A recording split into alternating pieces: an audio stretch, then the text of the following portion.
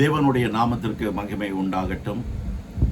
வானத்தையும் பூமியையும் அண்ட சராசரங்களையும் சிருஷ்டித்த சர்வ வல்லமை உள்ள தேவனுடைய நாமத்தினாலே மீண்டும் ஒரு விசை உங்கள் அனைவரையும் என்னுடைய யூடியூப் சேனல் மூலமாக சந்திப்பதில் கர்த்தருக்குள் மகிழ்ச்சி அடைகிறேன்.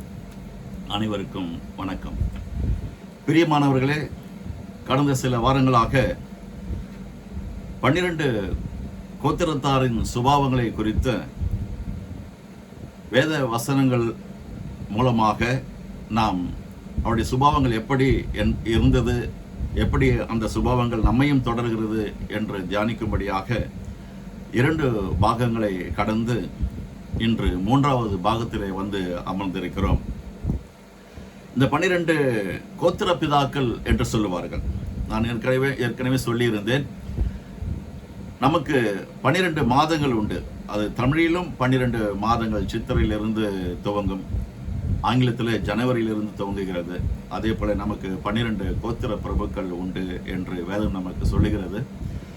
தெரிந்தோ தெரியாமலோ நீங்களும் நானும் இந்த டிஎன்ஏல இருந்துதான், அவர்களுடைய மரபணுவில் இருந்துதான் பிறந்து இந்த நாளிலே வாழ்ந்து கொண்டிருக்கிறோம். இதை நீங்கள் ஒத்துக்கொண்டுதான் ஆக வேண்டும். எப்படி? அதனால தான் இந்த உலகத்தில் பாருங்க, எங்க பார்த்தாலும் தேவன் எதிர்பார்க்கிற விதத்தில் இந்த உலகம் இயங்கிக் கொண்டிருக்கிறதா என்று பார்த்தால் இல்லை. நாசம், மோசங்கள், அட்டூழியங்கள், அக்கிரமங்கள், சித்திரவதைகள், கொலைகள், கொள்ளைகள், கற்பழிப்புகள், அவமானங்கள் என்று பல விதமான எல்லாருக்கும் தெரிஞ்சிருக்கும். எதற்காக ஆவியானவர் நம்மை இந்த நாளிலே இந்த 12 கோத்திரத்தாருடைய சுபாவங்களை குறித்து நாம் அறிந்து கொண்டால்தான், ஒருவன் கிறிஸ்துவுக்குள் இருந்தால் புது சிருஷ்டியாய் இருக்கிறான், பழையவைகள் ஒழிந்து போயின, அனைத்தும் புதிதாயின என்ற அந்த வார்த்தைக்கு உள்ளாக நம்மை உட்படுத்தி நாம் மனம் மாறி இறைவனுக்கு பயந்து கீழ்ப்படிந்து இறைவனுடைய டிஎன்ஏ, ஆண்டவராக இயேசு கிறிஸ்துவுடைய டிஎன்ஏ எனக்குள் வந்திருக்கிறது என்பதை அறிந்தால் மட்டும்தான் நாம் மறுபடியும் பிறந்திருக்கிற அந்த அனுபவத்தை 100% நம்பும் பொழுது, விசுவாசிக்கும் பொழுதுதான் ஆண்டவர் எதிர்பார்க்கிற விதத்தில் நம்மால் வாழ முடியும். அவருடைய டிஎன்ஏ எப்படி நமக்குள்ளே வந்தது என்று பார்ப்போம் என்று சொன்னால், நாம் திரும்பவும் வருகிற அளவிற்கும் இந்த திருவிருந்தை நீங்கள் அனுசரிக்க வேண்டும் என்று சொல்லி அவருடைய ரத்தத்தையும் அவருடைய சரீரத்தையும் நமக்கு பிரித்து கொடுத்து, அவருடைய ரத்தத்தை சிந்தி கொடுத்து, இதை வாங்கி புசியுங்கள், இதை நான் உங்களுக்காக சிந்துகிற என்னுடைய ரத்தத்திற்கு அடையாளமாகவும் உங்களுக்காக விற்க போகிற என்னுடைய சரீரத்திற்கு அடையாளமாகவும் இருக்கிறது என்று சொல்லி சென்றாரே, அதை கூட உண்மையாகவும் ஏதோ பொழுதுபோக்குக்காக அல்ல, விசுவாசத்துடனும் யாரெல்லாம் உட்கொள்கிறார்களோ அவர்களுக்குள்ளே ஒரு கடுகளு வாங்கிலும் இயேசுவனுடைய டிஎன்ஏ உள்ள வரும். அப்பொழுதுதான் ஆண்டவர் எதிர்பார்க்கிறபடி இந்த நாளிலே நீங்களும் நானும் ஓரளவிற்கு ஆகிலும் பரிசுத்தத்துடனும் நீதியுடனும் விசுவாசத்துடனும் தேவனுக்கு உகந்த ஒரு வாசனையாகவும் இந்த பூமியில வலம் வர முடியும். சமீபத்தில் என்னுடைய காரில் சென்று கொண்டிருந்தேன். அப்பொழுது ரேடியோ ப்ரோக்ராமில் ஒரு டாக்டர் கிட்ட கேள்விகளை கேட்டாங்க. அது ப்ரோக்ராம் நடத்துகிற அந்த நண்பர், ஏன் டாக்டர் எங்கே பார்த்தாலும் ஒரே கொலைகள், கொள்ளைகள், கற்பழிப்புகள் சர்வசாதாரணமாக நடக்குது, காவல்துறையாலையும் கட்டுப்படுத்த முடியவில்லை, எந்த அரசாங்கத்தாலும் கட்டுப்படுத்த முடியவில்லை, எந்த நீதிமன்றத்திலும் இந்த வழக்குக்கு முடிவு காண முடியவில்லை, தொடர்ந்து கொண்டே இருக்கிறது, இதற்கு என்னதான் முடிவு என்று அவர் கேட்கிறார். அதற்கு அவர் சொல்லுகிறார், மனுஷனுக்கே தெரியாது நான் என்ன தவறு செய்கிறேன் என்று சொல்லி பரம்பரையில இருந்து வருகிறது. அந்த பரம்பரை டிஎன்ஏ, பொறுப்பிதாக்களுடைய டிஎன்ஏ, தகப்பனுடைய தாத்தாவுடைய டிஎன்ஏ, பாட்டியுடைய டிஎன்ஏ எல்லாம் இதில் பாருங்க. அந்த ரத்தத்துக்குள்ள, தாய் வயிற்றுக்குள்ள இருந்து நம்ம வருகிறோம். அந்த தாய் வயிற்றுக்குள்ள இருக்கிற அந்த கருமுட்டை, அதற்குள்ள இருக்கிற டிஎன்ஏ, தகப்பனுடைய விந்தாணுவில் இருக்கிற அந்த டிஎன்ஏ இரண்டும் சேர்ந்து ஒரு புதிய ப்ராடக்டாக நம்ம வெளியே வரோம். அதனால தான் இந்த 12 கோத்திரத்தாருடைய சுபாவங்களை நாம் தொடர்ந்து தியானித்துக் கொண்டிருக்கிறோம். தியானிப்பது மிகவும் அவசியம் என்று நான் கருதுகிறேன். பிரியமானவர்களே, எனக்கு தெரிந்த அளவிற்கு கர்த்தருடைய ஆவியானவர் எனக்கு கொடுத்த வெளிப்பாடுகளின் உதவியோடு கூட நாம் இதுவரைக்கும் 3 கோத்திரத்தாரை குறித்து, அதாவது ரூபன், சிமியோன் மற்றும் லேவி அவர்களை குறித்து நாம் தியானம் செய்து முடித்திருக்கிறோம். இன்று 4வதாக இந்த பாகம் 3 மேலும் ஒரு கோத்திரப்பிதா என்று அழைக்கப்படுகிற யூதா அவர்களை குறித்து நாம் தியானம் செய்ய இருக்கிறோம். பிரியமானவர்களே, அதற்கு முன்பாக அந்த 12 கோத்திரத்தாருடைய நாமங்களை நான் வாசித்து விடுகிறேன். ரூபன், சிமியோன், லேவி, யூதா, இசக்கார், செபுலோன், தான், நப்தலி, காத், ஆசேர், யோசேப்பு மற்றும் பென்யமீன்.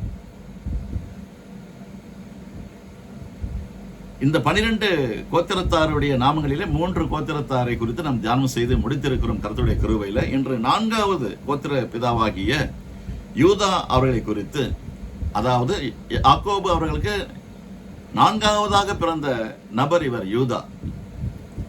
யூதா அவர்கள் யாக்கோபு அவர்களுக்கு 4ஆக பிறந்தவர் ஆவார். அதற்கு யூதா என்றால் அர்த்தம் என்ன என்ற வேதத்தில் நாம் தேடுவோம் என்று சொன்னால், இந்த யூதா என்ற பெயரை வைத்தது இந்த யூதாவை பெற்றெடுத்த யாக்கோபினுடைய முதல் மனைவியாகிய லேயாள். கர்த்தரை துதிப்பேன் என்று பொருள் என்று நாம் பார்க்கிறோம்.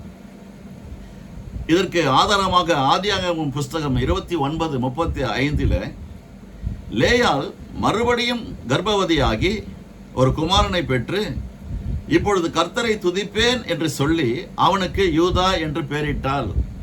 பிற்பாடு அவளுக்கு பிள்ளை பேரு நின்று போய்விட்டது என்று அதையும் வேதம் அழகாக சொல்லி இருக்கிறது. பிரியமானவர்களே, யாக்கோபு அவர்களுக்கு இந்த மனுஷி லேயாள் என்பவர் 6 மகன்களை பெற்றார்,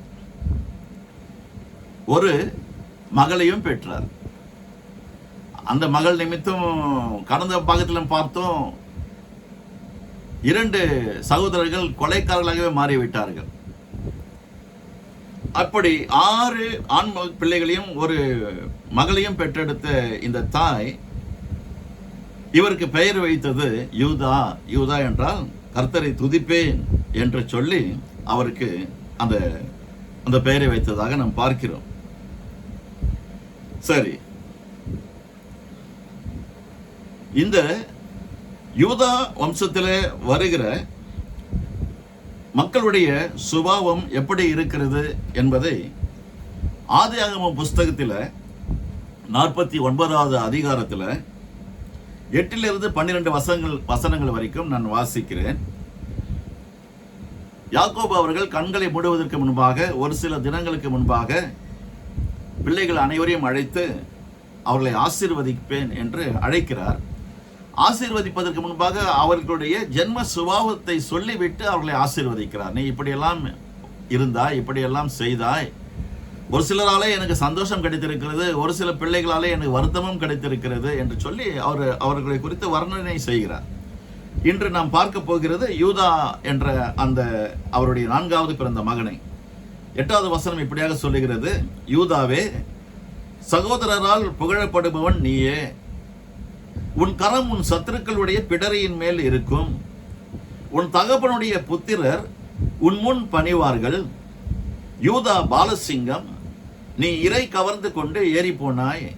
என் மகனே, சிங்கம் போலும் கிழ சிங்கம் போலும் மடங்கி படுத்தான், அவனை எழுப்புகிறவன் யார்? சமாதான கர்த்தர் வருமளவும் செங்கோல் யூதாவை விட்டு நீங்குவது இல்லை, நியாயப்பிரமாணிகன் அவன் பாதங்களை விட்டு ஒழிவதும் இல்லை. ஜனங்கள் அவரிடத்தில் சேருவார்கள்.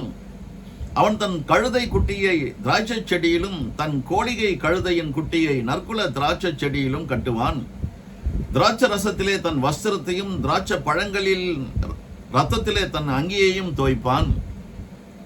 அவன் கண்கள் திராட்சை ரசத்தினால் சிவப்பாயும் அவன் பற்கள் பாலினால் வெண்மையாயும் இருக்கும் என்று சொல்லி ஒரு பெரிய வார்த்தைகள் எல்லாம் சொல்லி வர்ணனை செய்து அந்த மகனை ஆசீர்வதிக்கிறார். ஏனென்றால் சின்ன வயதிலிருந்து இவர் தானே பெற்றெடுத்தார். அவனுடைய சுபாவம் எப்படிப்பட்டது, அவனுடைய வல்லமை எப்படிப்பட்டது, இறைவனை எப்படி அவன் நெருங்கி பழகுகிறான், துதிக்கிறான்.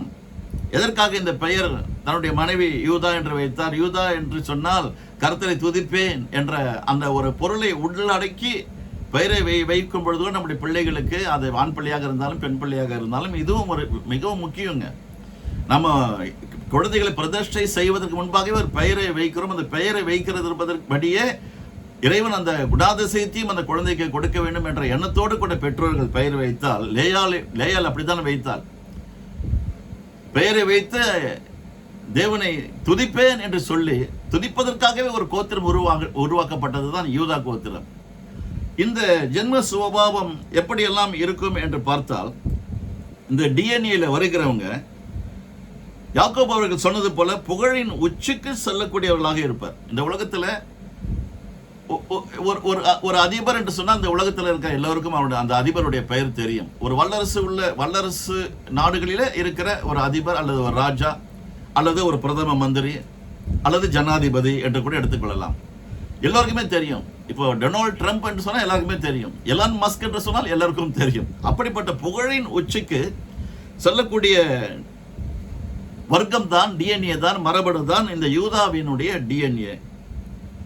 எப்படி ஆளுகை செய்யக்கூடியவர்களாக, தேசத்தை ஆளுகை செய்யக்கூடியவர்களாக இவர்களுடைய டிஎன்ஏலிருந்து வருகிற பிள்ளைகள், அது ஆண் பிள்ளையாக இருந்தாலும் பெண் பிள்ளையாகும், ஒரு கோலாட்சி செய்யக்கூடிய அளவிற்கு, ராஜரீகம் செய்யக்கூடிய அளவிற்கு இந்த டிஎன்ஏ வரும் என்பதை யாக்கோபு அவர்கள் யூதாவை பார்த்து சொல்லும் பொழுதே நமக்கு தெரிகிறது.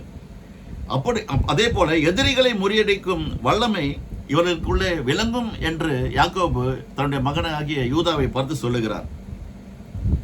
சமாதான கர்த்தர் வருமளவும் செங்கோல் யூதாவை விட்டு நீங்குவது இல்லை, நியாயப்பிரமாணிகன் அவன் பாதங்களை விட்டு ஒழிவதும் இல்லை, ஜனங்கள் அவரிடத்தில் சேருவார்கள். அப்படிப்பட்ட உச்சியிலே உச்சதமான ஒரு வாழ்க்கையை வாழக்கூடிய வர்க்கம் தான் இந்த யூதா வர்க்கம், அல்லது அவர்களுடைய வாரிசு, அல்லது அவர்களுடைய மரபணு, அல்லது டிஎன்ஏ.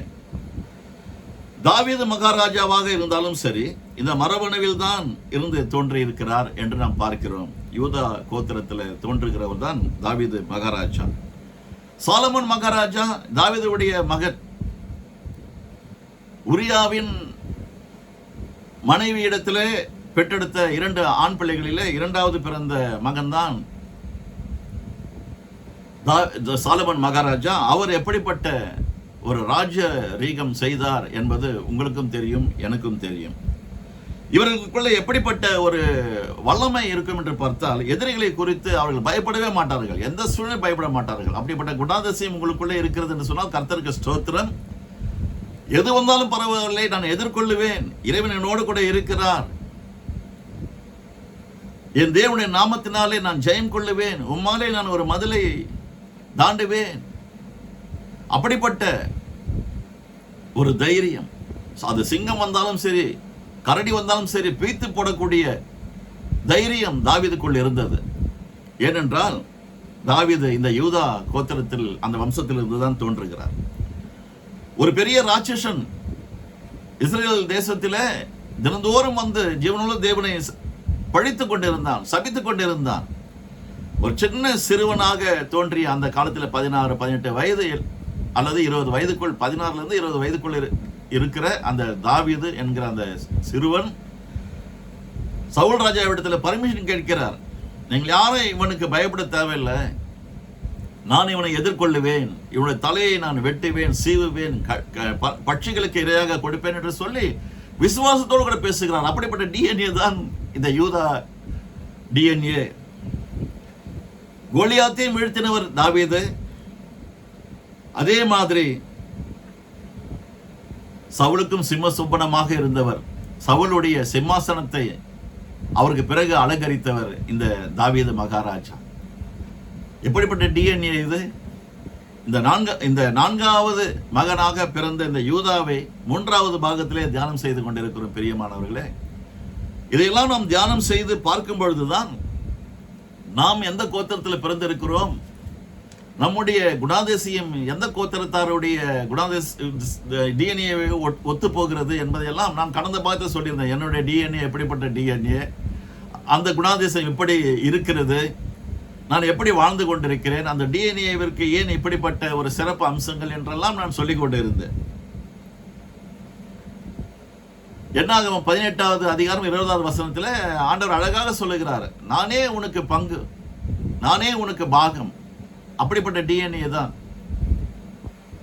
லேவி டிஎன்ஏ.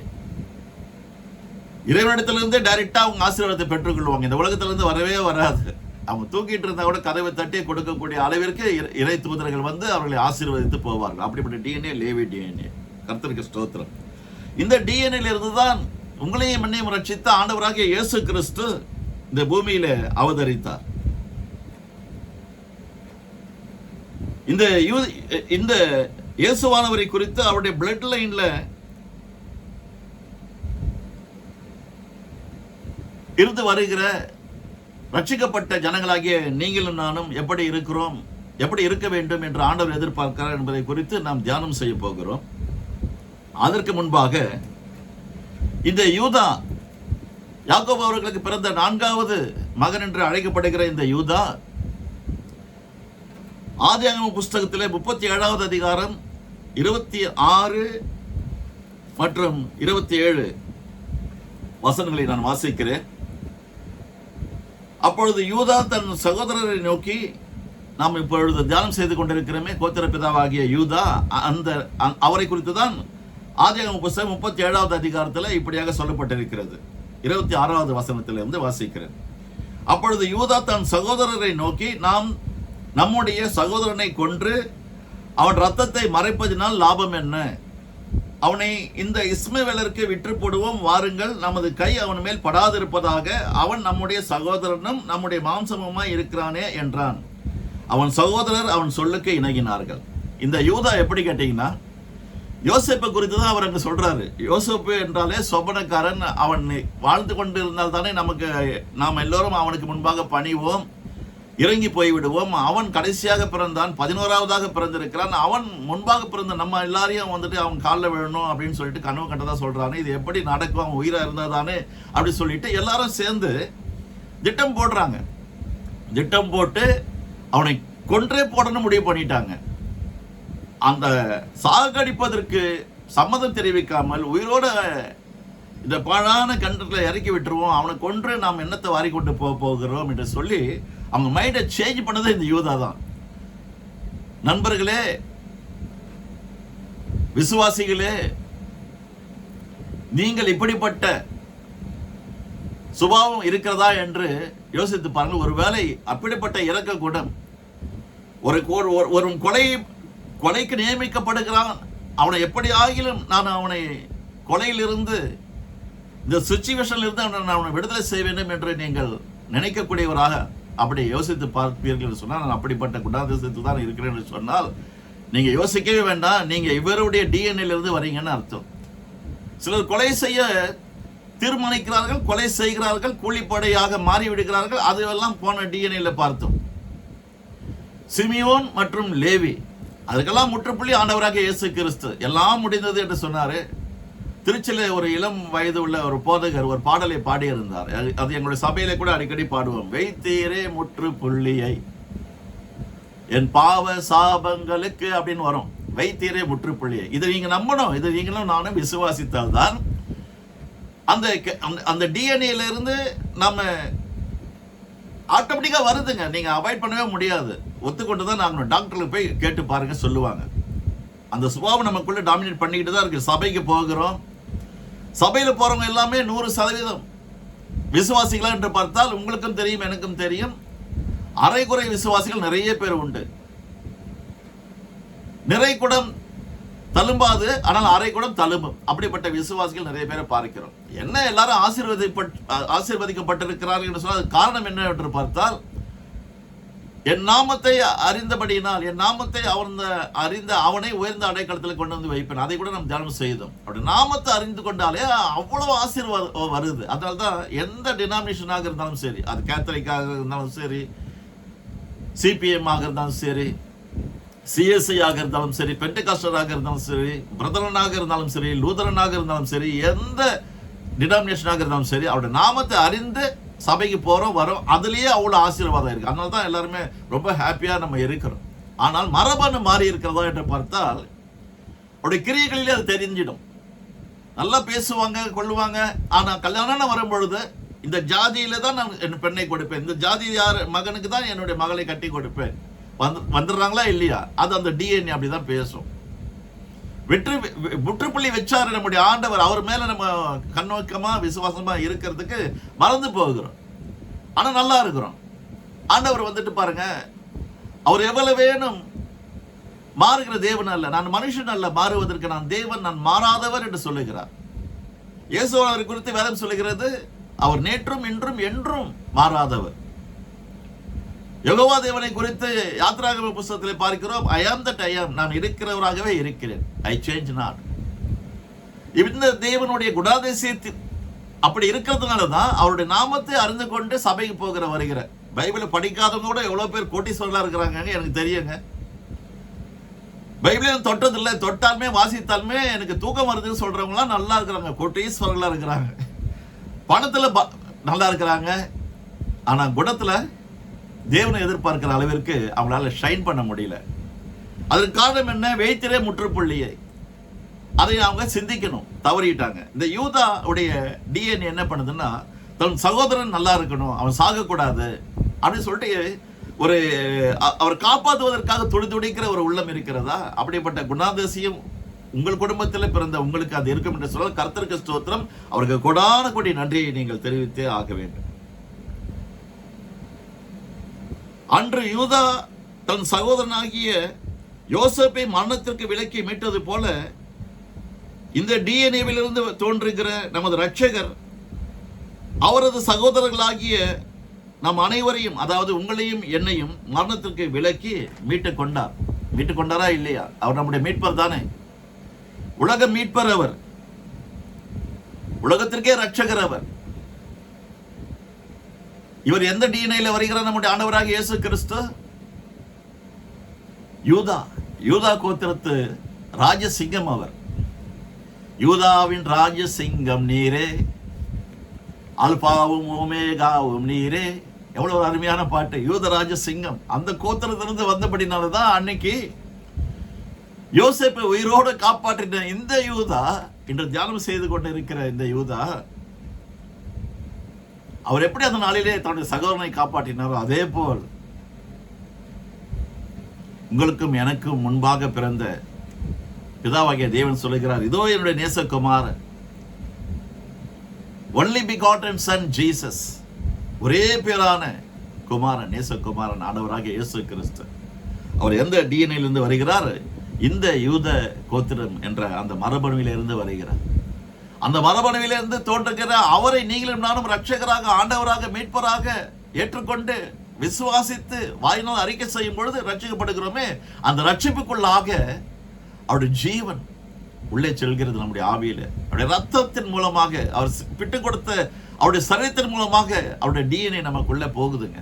இது நம்ம இந்த டிஎன்ஏ, அதாவது நம்ம முற்பிதாக்களுடைய டிஎன்ஏ டாமினேட் பண்ணும் பொழுதெல்லாம் நம்ம ரட்சிக்கப்பட்டிருக்கிறோமே, ஆண்டவர் நம்மை ரட்சித்திருக்கிறாரே, ரட்சிப்பின் தலைச்சீராவை எனக்கு தலையிலே வைத்திருக்கிறாரே என்ற எண்ணம் மேலோங்கி நிற்கும் என்று சொன்னால், நம்முடைய முற்பிதாக்கள் மூலமாக வருகிற அந்த கெட்ட சுபாவங்கள், எண்ணங்கள், அப்படிப்பட்ட காரியங்களை செய்கிற, அற்பமான காரியங்களை செய்கிற டிஎன்ஏ. நான் அடிக்கடி யோசிச்சு பார்ப்பேன், இந்த உலகம் முழுவதும் ஆண்டவராக இயேசு கிறிஸ்துவை ஏற்றுக்கொண்ட ஜனங்களாக இருந்தால், அவருடைய உபதேசங்களை நன்கு அறிந்து புரிந்து ஆழ்மனத்திலிருந்து அவரை துதித்து ஸ்தோத்தரித்து இருந்தால் கற்பழிப்பு நடக்குமாங்க? 3 வயது குழந்தையா இருந்தாலும் விட மாட்டேன்றான், கிழவியானாலும் விட மாட்டேன்றாங்க. அவங்க உண்மையிலேயே பாவங்க, அவங்களால வந்துட்டு அதை அனலைஸ் பண்ண முடியல. டிஎன்ஏ உடைய டாமினேஷன் அப்படி டாமினேட் பண்ணுது பாருங்க, என்னமெல்லாம் நிறையுது அந்த டிஎன்ஏ உடைய டாமினேஷன். அதை முற்றுப்புள்ளி வைக்கப்படிதான், அதுக்கு ஒரு முடிவு கட்டப்படியதாக இந்த யூதா கோத்திரத்திலிருந்து பிறந்த ஆண்டவராக இயேசு கிறிஸ்து நமக்காக 2026 ஆண்டுகளுக்கு முன்பாக கல்வாரி சிலுவையிலே மரித்தார் என்று பார்க்கிறோம். நான் எப்பொழுதுமே ஒரு ஆராய்ச்சி செய்து கொண்டே இருக்கிறேன். எல்லாம் முடிந்தது என்று சொன்னாரே, எதற்காக சொன்னார்? எதையெல்லாம் முடித்தார்? அது அவர் முடித்தது நிமித்தம், அவர் செய்து முடித்தது நிமித்தம் நமக்கு கிடைத்த பாக்கியம் என்ன, வெற்றி என்ன, விடை என்ன? யோசித்துக் கொண்டே இருப்போம் பிரியமானவர்களே. அப்படி யோசிக்கும் பொழுதுதான் நமக்குள்ள அவ்வளவு பெரிய ஆசீர்வாதங்கள் நமக்கு வருகிறது பிரியமானவர்களே. இந்த ஆண்டவராக இயேசு கிறிஸ்து இந்த பூமியில அவதரிப்பதற்கு முன்பாகவே பழைய ஏற்பாட்டு புத்தகத்தில் நிறைய தீர்க்கதரிசிகள், ஏசாயா தீர்க்கதரிசி முறைத்திருக்கிறார். தாவீது அவரும் ஒரு தீர்க்கதரிசியாக இருந்து ஆண்டவருடைய பிறப்பையும் இறப்பையும் குறித்து தீர்க்க தரிசனம் முறைத்திருக்கிறார். என்ற 2 தீர்க்கதரிசிகள் இந்த யூதா கோத்திரத்திலிருந்து வந்த இந்த டிஎன்ஏல, இந்த மரபணுவிலிருந்து தோன்றின நம்முடைய ஆண்டவராக இயேசு கிறிஸ்துவை குறித்து மீகா எழுதின தீர்க்க தரிசன புஸ்தகத்தில் 5வது அதிகாரம் 2வது வசனத்தில் இப்படியாக பார்க்கிறோம். வாசிக்கிறேன்.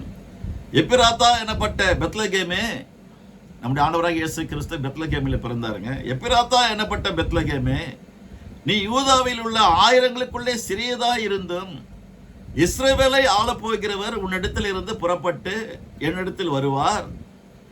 அவருடைய புறப்படுதல் அநாதி நாட்கள் ஆகிய பூர்வத்தினுடையது. அந்த சிறிய ஊர் என்று சொல்லப்படுகிற பெத்லகேமிலே அவர் பிறப்பார். நீ யூதாவில் உள்ள ஆயிரங்களுக்குள்ளே சிறியதாயிருந்தும் இஸ்ரவேலை ஆளப்போகிறவர் உன்னிடத்தில் இருந்து புறப்பட்டு என்னிடத்தில் வருவார். அங்க பிறந்தாருங்க, சென்னையில பிறக்கல. எப்பிராத்தா என்னப்பட்ட பெத்லகேமிலே ஆண்டவராக இயேசு கிறிஸ்து பிறந்து அவதரித்து அங்கிருந்து இஸ்ரவேலை ஆளப்போகிறவர், ஆவிக்குரிய இஸ்ரவேலர்களை ஆளப்போகிற நம்முடைய ஆண்டவராக இயேசு கிறிஸ்து என்னிடத்தில் வருவார் என்று தீர்க்கதரிசனம் உரைத்தார். இன்னைக்கு என்னிடத்துல வந்தார், உங்களிடத்துல வந்திருக்கிறார். சந்தோஷமா ஆண்டவரை துதிக்க முடியுதுங்க. எப்படிப்பட்ட ஒரு நானே வழியும் நானே சத்தியமும் நானே ஜீவனுமாய் இருக்கிறேன் என்று சொன்ன ஆண்டவராக இயேசு கிறிஸ்து எவ்வளவு ஒரு அழகாக நமக்கு மறுவாழ்வு கொடுத்திருக்கிறார். ஒருவன் கிறிஸ்துவுக்குள் இருந்தால் புது சிருஷ்டியா இருக்கிறான், பழையவைகள் ஒழித்து போயின, அனைத்தும் புதிதாயின. எவ்வளவு ஒரு அருமையான பழைய டிஎன்ஏ, நல்ல டிஎன்ஏ தொடர்ந்து அது ஆட்டோமேட்டிக்கா அவங்க நல்லவங்களா இருப்பாங்க, தீமை யாருக்கும் செய்ய மாட்டாங்க, கெட்ட வார்த்தை வாயிலிருந்து வராது. அந்த டிஎன்ஏ ரட்சிக்கப்படலைன்னா கூட சில நல்ல விஷயங்களை செய்து கொண்டு தான் இருக்கிறது. ஆனால் ஆண்டவரை ஏற்றுக்கொண்டு மறுபடியும் பிறந்த அனுபவத்தை பெற்றுக்கொண்டு இருக்கிற நீங்களும் நானும் இன்னும் அதிகமாக செய்ய வேண்டும். அவரை விசுவாசிக்கிறவர்கள் அவர் நம்முடைய ஆண்டவராக இயேசு கிறிஸ்து செய்த கிரியைகளை நாம் செய்ய வேண்டும் என்று சொல்லுகிறார். அதை பார்க்கலும் ஒருபடி மேலாகவே செய்வார் என்று சொல்லியிருக்கிறார். என்ன எப்படிப்பட்ட குருங்க நம்முடைய குரு, எப்படிப்பட்ட போதகர் நம்முடைய போதகர், எப்படிப்பட்ட அண்ணா ஏசன்னா நம்முடைய ஓசன்னா நம்முடைய விடுதலை நாயகன். நீங்க நல்லா இருந்தா நான் நல்லா இருந்தா அதை விட அவருக்கு சந்தோஷம் வேற ஒண்ணுமே இல்லைங்க. இந்த உலகம் முழுவதும் நல்லா இருக்கணும், என்னுடைய டிஎன்ஏ உனக்குள்ள வரட்டும், உனக்குள்ள வரணும்னா நீ ரட்சிக்கப்பட வேண்டும், என்னுடைய வார்த்தையை நீ வாசிக்க வேண்டும், விசுவாசிக்க வேண்டும், பகல் முழுவதும் அது தியானம் செய்து கொண்டிருக்க வேண்டும், துதித்துக் கொண்டே இருக்க வேண்டும். ஒரு இறைவனை துதிப்பதற்காகவே லேயால் அந்த நாளிலே 4வது பெற்றெடுத்த அந்த மகனுக்கு யூதா என்று பெயர் வைத்தார். காரணம் என்ன? மூல காரணம் என்ன? தேவனை துதித்துக் கொண்டே இரு. அப்படி துதிக்கிறவருடைய கண்கள் எப்படி இருக்குமாம்? யாக்கோபு சொல்லுகிறார் 49:12, அவருடைய கண்கள் திராட்சரசத்தினால் சிவப்பாயும் அவன் பற்கள் பாலினாலும் மென்மையா இருக்கும். துதிக்கிறவருடைய கண்கள் சிகப்பா இருக்கும்னு யாக்கோபு சொல்றாரு. துதிச்சு துதிச்சு துதிச்சு உங்களுடைய கண்கள் சிவப்பா இருக்கா? கர்த்தருக்கு நன்றி சொல்லுங்க. உங்களுடைய பற்கள் எல்லாம் மென்மையா இருக்கிறதா? கர்த்தருக்கு நன்றி சொல்லுங்கள். பிரியமானவர்கள், இதெல்லாம் நம்ம நம்பணும், விசுவாசிக்கிறோங்க.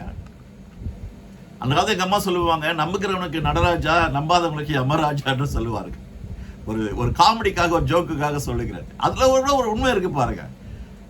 நடராஜா என்ற சொல் நம்மோடு நடக்கிறார். நடராஜன் அவர் ராஜாதி ராஜா நம்மோடு நடக்கிறார். இம்மானுவேல் நாமத்தில் நம்மோடு நடக்கிறார். அவரை நம்புனா நீங்களும் அவரோடு கூட சேர்ந்து நடக்கலாம், நானும் அவரோடு கூட சேர்ந்து நடக்கலாம். இன்னொரு தீர்க்கதரிசி சகரியா அவரை குறித்து என்ன சொல்லியிருக்கிறார்? அதாவது யூதாவின் கோத்திரத்திலிருந்து வருகிற அந்த மரபணு, அந்த டிஎன்ஏவிலிருந்து வந்த நம்முடைய ஆண்டவராகிய இயேசு கிறிஸ்துவை குறித்து சகரியா தீர்க்கதரிசி என்ன சொல்லியிருக்கிறார்? சீயோன் குமாரத்தியே மிகவும் களிகூறு. மரியாதை பற்றி இந்த வசனம். சீயோன் குமாரத்தியே மிகவும் களிகூறு, எருசலேம் குமாரத்தியே கம்பீரி, இதோ உன் ராஜா உன்னிடத்தில் வருகிறார். அவர் நீதி உள்ளவரும் ரட்சிக்கிறவரும் தாழ்மை உள்ளவரும் கழுதையின் மேலும் கழுதை குட்டியாகிய மரியின் மேலும் ஏறி வருகிறவருமாய் இருக்கிறார். எவ்வளவு ஒரு அருமையான ஒரு டிஸ்கிரிப்ஷன். டாக்டர் வந்துட்டு மருந்துகள்லாம் எழுதி கொடுப்பாங்க, மாத்திரைலாம் எழுதி கொடுப்பாங்க, இதெல்லாம் இப்படி சாப்பிடுங்கன்னு. அதேபடியே சாப்பிட்டா அவங்களுக்கு சுகம் கிடைக்கும்.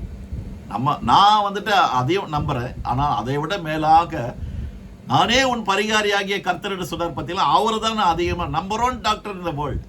அவரால் தீர்க்க முடியாத வியாதியை கிடையாது. செத்தா கூட செத்து 4 நாள் ஆயிட்டு நாருமேன்னு சொன்னாலும் அதை லாசருவே எழுந்து வா அப்படின்னு சொன்னா அவன் எழுந்து வருவான். அப்படிப்பட்ட வல்லமை இந்த டிஎன்ஏல இருக்குதுங்க. சீயோன் குமாரத்தி மிகவும் களிக்கூறு, எருசலேம் குமாரத்தியே கம்பீரி. சும்மா இருக்காதம்மா, நீ உட்கார்ந்துட்டு இருக்காத. ஸ்திரீகளுக்குள்ளே நீ பாக்கியவதி, நீ ஆசீர்வதிக்கப்பட்டவள் என்று காபிரியல் தூதன் அந்த நாளிலே இந்த தீர்க்கதரிசி உரைத்த அந்த சீயோன் குமாரத்தியை பார்த்து அவள் இடத்தில் வந்து நற்செய்தியை அறிவித்தாரா இல்லையா? அப்படிப்பட்ட ஒரு தீர்க்கதரிசனமான வசனங்கள் அந்த நாளிலேயே கொடுக்கப்பட்டது போல நம்முடைய ஆண்டவராகிய இயேசு கிறிஸ்து 2026 ஆண்டுகளுக்கு முன்பாக இந்த பூமியிலே நம்மை போல மனுஷனாக பிறந்து நம்முடைய எல்லா விதமான பாவ தோஷங்களுக்கு முற்றுப்புள்ளி வைத்து ராஜாவுடைய பிள்ளைகளாக, யூதராஜ சிங்கத்தின் குட்டிகளாக நீங்களும் நானும் இந்த பூமியில வலம் வர வேண்டும் என்று சொல்லி ஆண்டவர் இப்படிப்பட்ட காரியங்களை செய்து முடித்திருக்கிறார். பிரியமானவர்களே, இந்த 12 கோத்திரத்தாரை குறித்து தொடர்ந்து தியானம் செய்து கொண்டிருக்கும் பொழுது நிறைய காரியங்கள் என் மனசுக்குள்ளே வருகிறது. அவ்வளவு ஒரு சந்தோஷமான காரியங்கள். இதை புரிந்து கொள்ள ஆவியானவர் கிருபை செய்தாரே, அவருக்கு நன்றி. நீங்கள் வாசியுங்கள், இதை விசுவாசியுங்கள். உங்களுடைய கோத்திரம் எந்த கோத்திரத்தோடு கூட தொடர்பு இருக்கிறது என்று யோசித்து பாருங்கள். அதை எப்படி மாற்றலாம், எப்படி மாற்ற முடியும், அதற்கு வழி என்ன? நானே வழியும் சத்தியமும் ஜீவனமாய் இருக்கிறேன் என்று சொன்னவர் ஒருவரால் மட்டும்தான் உங்களுடைய டிஎன்ஏவை எக்ஸ்சேஞ்ச் பண்ண முடியுங்க. அவருடைய டிஎன்ஏவை வைத்து உங்களுடைய பழைய மனுஷனை கழித்து போட முடியும். இல்லை என்றால் மாற்றவே முடியாது. போலீஸ் மாற்ற முடியாது, கோர்ட்டு மாற்ற முடியாது, தாய் தகவல் மாற்ற முடியாது, ஈவன் இறைவனே மாற்ற முடியாதுங்க. அதனால்தான் இன்னைக்கு அவர் அப்படியே பார்த்து கொண்டிருக்கிறார். இந்த உலகம் எப்படி போய் கொண்டிருக்கிறது. நேரடியாக வந்து பேசினார். கல்லை எடுக்கிறாங்க. மோசையின் மேல கல்லை எறிந்தது போல, ஆரோன் மேலே கல்லை எறிந்தது போல இயேசுவானவர் மேலும் கல்லை எறியது இந்த உலகம். இன்று வந்தால் கூட இதைதான் செய்யும் இந்த உலகம்.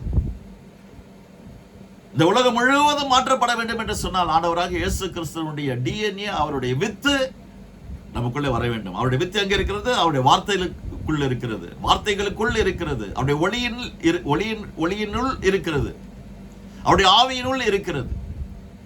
அவருடைய வார்த்தையையும் அவருடைய ஆவியையும் அவருடைய ஒளியையும் நாங்கள் ஏற்றுக்கொள்வோம் என்று சொன்னால் நம்முடைய கண்கள் திறக்கப்படும். சங்கீதக்காரன் சொன்னது போல, இந்த உமது வேத வசனத்தை நான் வாசிக்கும் பொழுது என்னுடைய மனக்கண்களை திறந்தருளும் என்று சொன்னாரு. அப்படி திறக்கப்பட்டால் எப்படிப்பட்ட சுபாவமாக இருந்தாலும் நாம் மாற்ற முடியுங்க. கர்த்தர் நமக்கு உதவி செய்வாருங்க. அருமையான இந்த 4வது பாகத்தை தியானிக்கும்படியாக ஆவியானவர் கொடுத்த இந்த நேரத்திற்காக அவருக்கு கொடான கொடிய நன்றியை நான் தெரிவித்துக் கொண்டு, அடுத்த ஞாயிற்றுக்கிழமை பாகம் 4 செபுலோன் என்னும் அந்த முற்பிதாவை குறித்து, அவருடைய டிஎன்ஏவை குறித்து நாம் தியானம் செய்ய இருக்கிறோம். கூடுமானால் செபுலோன் மற்றும் இசக்கார் 2 பேருடைய டிஎன்ஏவை குறித்து நாம் தியானம் செய்யலாம். அது வரைக்கும் நான் உங்கள் இடத்திலிருந்து விடை பெற்றுக் கொள்கிறேன். நீங்கள் எந்த இடத்துல இருந்தாலும் கர்த்தருடைய பிரசன்னத்தை உணருங்கள், அவருடைய நாமத்தை மகிமைப்படுத்துங்கள். எப்படிப்பட்ட குணாதிசயம் இருந்தாலும் குடும்பங்கள் எல்லாம் இன்று ஏன் சங்கரிக்கப்படுகிறது என்று சொன்னால், புருஷன் ஒரு பக்கம், மனைவி ஒரு பக்கம், பிள்ளைகள் ஒரு பக்கம் நல்ல முறையில தூரமாக இருந்தாலும், வேலை அலுவல்கள் நிமித்தம் தூரமாக இருந்தால், படிப்பு நிமித்தம் தூரமாக இருந்தால் பரவாயில்லை. ஆனால் சண்டை, சச்சரவுகள், புரிந்து கொள்ளாத காரியங்கள், இதற்கெல்லாம் காரணம் இந்த டிஎன்ஏ வருகிறதுங்க. நிறைய சொல்லலாம், எல்லா குடும்பத்திலும் நடக்குது. அதுவும் இப்பொழுது இருக்கிற இந்த யங்கர் ஜெனரேஷன் இருக்குது பார்த்தீங்களா, அவங்களுடைய திட்டங்கள், தீர்மானங்கள், யோசனைகள்லாம் ரொம்ப அவலமா இருக்குங்க. நானும் என் மனைவியும் பேசிக்கிட்டோம். திருமணம் என்று சொன்னால் கர்த்தருக்குள் அந்த 2 பேரும், அந்த மகளும் அந்த மகனும் கர்த்தருக்குள் இருந்து முழுமையான ரட்சிப்பின் அனுபவத்தை பெற்று விசுவாசிகளாய் மாற்றப்பட்டு, இறைவனை மட்டுமே என்னை ஆளுகை செய்யக்கூடியவர், கணவன் அல்ல, மனைவி அல்ல, இறைவன் தான் எங்கள் குடும்பத்தை ஆளுகை செய்யக்கூடிய ராஜா என்று யாரெல்லாம் ஒத்துக்கொண்டு கரம் பிடிக்கிறார்களோ அவர்கள் நன்றாக வாழ முடியும். இல்லை என்று சொன்னால் 1 மாதமோ 3 மாதமோ 6 மாதமோ இப்பொழுதெல்லாம் லிவிங் டுகெதர் சர்வ சாதாரணமாயிடுச்சு. அப்படிப்பட்ட மக்களுக்கு, அப்படிப்பட்ட தம்பதிகளுக்கு வீடு கூட வாடகை கொடுத்து விடுகிறார்கள். என்ன செய்வது? இப்படிதான் இந்த உலகம் போய் கொண்டிருக்கு. இது தேவனுடைய எதிர்பார்ப்பு அல்ல, அவருடைய விருப்பம் அல்ல. இதற்கு முடிவு கட்ட வேண்டும் என்று சொன்னால் எல்லாம் முடிந்தது என்று சொன்னாரு. அவரை நோக்கி பார்த்தால் மட்டும்தான், அவரை நோக்கி பார்க்கிற முகங்கள் ஒரு நாளும் வெட்கப்பட்டு போக. சிங்கக்குட்டிகள் கூட ஒரு வேளை தாழ்ச்சி அடைந்து பட்டினி கிடக்கலாம், ஆனால் கர்த்தரை தேடுகிறவர்களுக்கு ஒரு நன்மையும் குறைபடாது. பெரியமானவர்களே, மீண்டும் அடுத்த வாரம் உங்களை நான் சந்திக்கிற வரைக்கும் உங்களிடத்திலிருந்து விடைபெற்றுக் கொள்கிறேன். கர்த்தர் தாமே நம் அனைவரையும் ஆசீர்வதிப்பாராக. God bless you all. Bye bye.